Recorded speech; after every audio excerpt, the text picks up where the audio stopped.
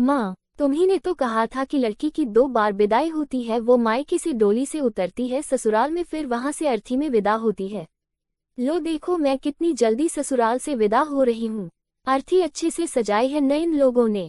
पापाजी को कहना देख लेंगे कहीं कुछ छूट तो नहीं रहा है। भैया से बोलना मेरे पसंद की सब चीजें रखवा देंगे साथ में। उन्हें भी संतोष होगा कि अब मैं किसी चीज में हिस्सा नहीं मांगूंगी। इसी बात से डरते थे भैया ना। कितना समझाया मैंने आपको। पापा के सामने कितना रोई, गिड़गिड़ाई। भैया के तो पैर भी पकड़ लिए थे, पर किसी को कोई फर्क नहीं पड़ा। मत भेजिए वापस मुझे इस घर कहे जाने वाले नर्क में। मैं जी नहीं पाऊंगी। शरीर पर पड़े नील खरोचे कुछ भी आपका दिल नहीं पिघला पाए माँ। जो चोट बदन पर थी वो आपने देखकर अनदेखा कर दिया, और जो मेरे मन के घाव थे वो तो आपने देखे ही नहीं। रक्त रंजित हृदय मेरा कहाँ नजर आया किसी को। आपने वो सब फरमाइश पूरी कर दी जो मेरे पति नामक व्यापारी ने चाहा था, और मुझे भी वापस भेज दिया। आप लोगों ने एक बार भी नहीं सोचा कि मेरी शादी के गुल्लक में जब तक रोज पैसे नहीं डालोगे ये भरेगा नहीं, और जब तक ये भरेगा नहीं ससुराल वालों को संतोष नहीं होगा। एक भरेगा वो दूसरा ले आएंगे। ऐसे ही तो ताने देते हैं सब यहाँ। तेरे घर वाले अगर सब पूरा नहीं करेंगे तो हम दूसरी शादी करवा देंगे बेटे की। तुझे घर बिठा देंगे। क्या कर लेगी तू? इनकी लालच की गुल्लक कभी नहीं भरने वाली माँ।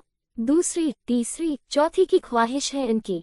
तुम सबको लगता रहा कि नई उम्र है दामाद की, अभी समझ कम है, एक बच्चा होगा तो सुधार जाएगा, जिम्मेदारी आएगी तो स्वभाव बदल जाएगा। कभी सांप को बदलते देखा है क्या? कभी नमक को मीठा होते देखा है? कभी सूरज को रात में निकलते देखा है? कैसे इतना भरोसा कर लिया आप सबने? अपनी जनी बेटी का दर्द नहीं पढ़ पाया आप, और 2 साल के जुड़े रिश्ते पर अंधविश्वास बन गया आपको। रोज सोचती हूँ भाग जाऊं यहाँ से, कहीं भी जाकर रह लूंगी, भीख मांगकर जी लूंगी। बहुत बड़ा संसार है, कहीं तो ठिकाना मिलेगा, कहीं तो 2 रोटी मेरे नाम की लिखी होगी। नहीं आऊंगी लौटकर आपके घर।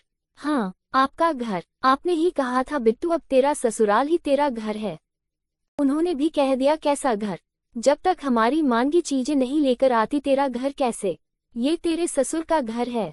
जब तेरा पति खरीदेगा तेरे लिए तब कहना अपना घर। और पति कहता अपने बाप को बोल एक फ्लैट लेकर दें। आप लोगों ने कितना तो दिया था, फिर भी इनकी भूख है कि मिट्टी नहीं है। थोड़े थोड़े दिन में नई फरमाइश। कितना बेशर्म है आपका दामाद। दिवाली पर जानबूझकर पुराने मोबाइल में सिम डालकर ले गया। पापा ने देखकर पूछा तो हंसते हुए बोला मैं तो सोच रहा था आप देंगे दिवाली पर लेटेस्ट वाला आईफोन। पापा ने दूसरे ही दिन यहाँ लाकर छोड़ा नया फोन। 25 सालों में मेरी इतनी फरमाइश पूरी नहीं की होगी आप लोगों ने जितनी 2 सालों में अपने राक्षस जैसे दामाद की पूरी की है। मैं आश्चर्यचकित रह जाती हर बार। क्या केवल इसलिए आप लोगों ने इस जानवर को सर पर चढ़ाया हुआ है कि इसने आपकी साधारण पढ़ी लिखी, दिखने में सामान्य ठिगनी बेटी से शादी की है? बड़ा सरकारी अफसर है, इसके पिता रिटायर्ड IAS हैं। पापा, आपने ही तो कभी आगे नहीं बढ़ने दिया मुझे। हमारे परिवार की लड़कियां बाहर नहीं जाती पढ़ने को, नौकरी कराना है क्या पढ़ाकर? घर के काम सीखो, वही ससुराल में इज्जत दिलाते हैं। आपने कब मुझे अपने मन का करने दिया? आपने जैसा चाहा वैसा जिया मैंने पापा। मुझे मालूम है आपको थोड़े दिन अफसोस होगा, फिर आप अपनी जिंदगी में मगन हो जाएंगे। 3 बेटे हैं आपके, आपके लिए वही सब कुछ है। मैं तो पुरौनी में आई थी आपके घर, आपकी बात का मान रख रही हूँ माँ। डोली में आई थी, अर्थी में विदा हो रही हूँ। मैंने अपनी जान ली या इन लोगों ने, क्या फर्क पड़ता है? मुझे पता है मेरे जाने के बाद थोड़े दिन अफसोस करेंगे आप सब।